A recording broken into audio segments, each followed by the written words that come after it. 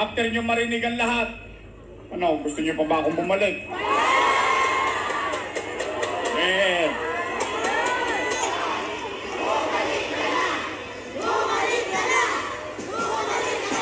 mangangarap naman tayo. Pero bago ko mangarap, gusto ko munang pakinggan ang taong bayan. Kasi ako'y may napapansin, pero hindi ko alam kung napapansin nyo din. Nay! Tay! Mga lolo!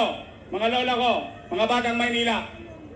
Napapansin nyo ba parang dumudugyot na ulit ang Maynila ngayon? Talaga? Kasi sa District 1, nung tinanong ko, yun ang sagot. Nangadugyot na naman ang Maynila. Dito ba sa 5 nangadugyot ang Maynila? Gusto nyo bang luminis ulit at umaliwalas ang Maynila? Tay, mga batang Maynila, mga lolo't lola ko, may awan Diyos sa tulong ninyo nakabalik tayo. Una kong gagawin, lilinisin ko ulit ang lungsod ng Maynila.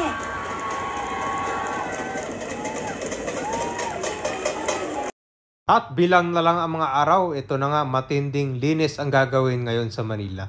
Pero pupunta muna natin ang lugar dito kung gaano nga ba kadumi ito ngayon. So ito na yung flashing. Tanggal yung mga dumi ngayon dito.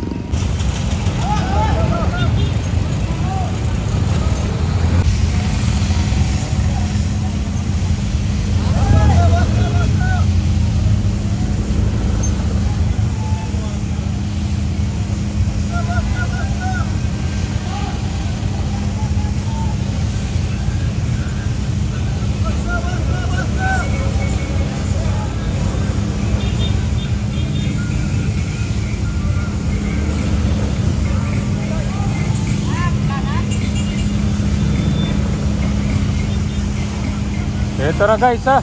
So ito yung ginagawang flashing dito sa Divisoria ngayon. After night market. Ito kasi kabayan, puro mga gulay ito dito noong gabi. Yan, ganyan ang gagawin kabayan. Lilinisin ulit ang Maynila pagka upo ni Isko Moreno. Yan ba, nakadulo eh no?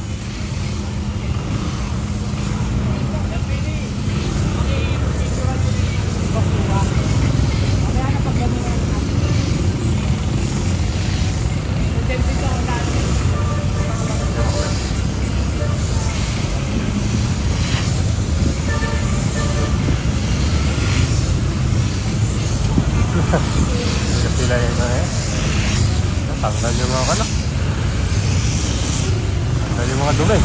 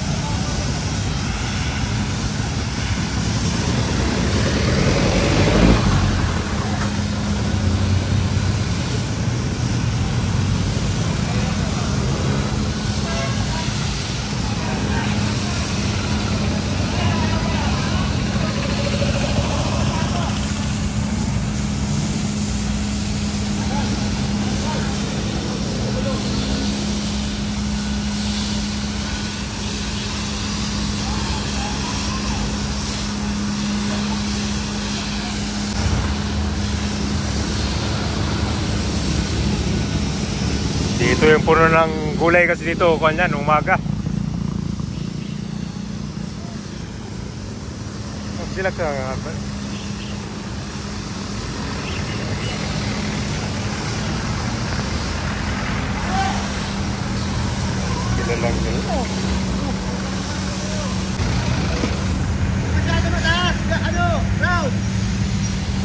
dati yan. Dati kasi sir, parang 6 yata, malinis ano? Apo. Dahil ka ba natanggal yung mga libag dito. So ganito ka ba pagdating ng ganitong oras, wala nang mga vendor rin. Pero dati mas maga eh. Mga 6 pa lang wala na. Dito kasi nangangamoy ko yan na gulay. Dahil puro mga tinda dito yan.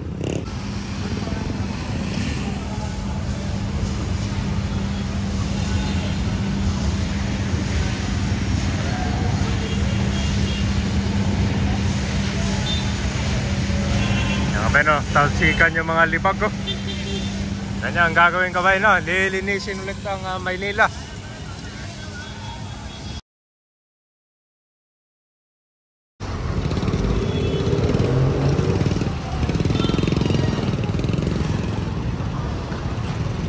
Yan ka ba, no? So, para talagang kandito yun, tuwing umaga.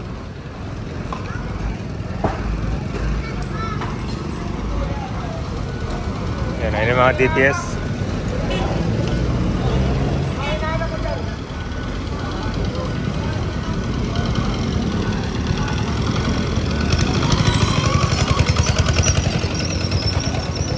Ganito yung mga iba kabayan, mga kulay na hindi natinda.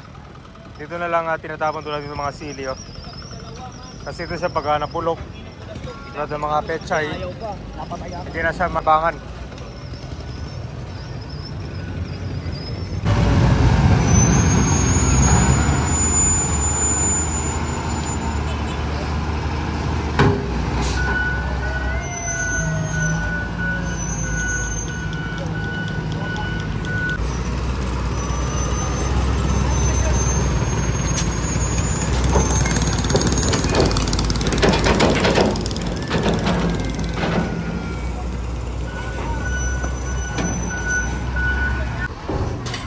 Ito na kabayan, dito sa kabila.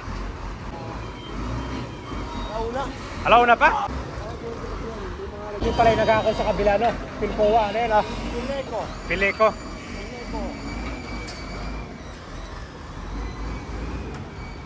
Ito rin sa kabilang side naman, tinatanggal na rin yung mga basura kabayan, kinakarga na sa truck.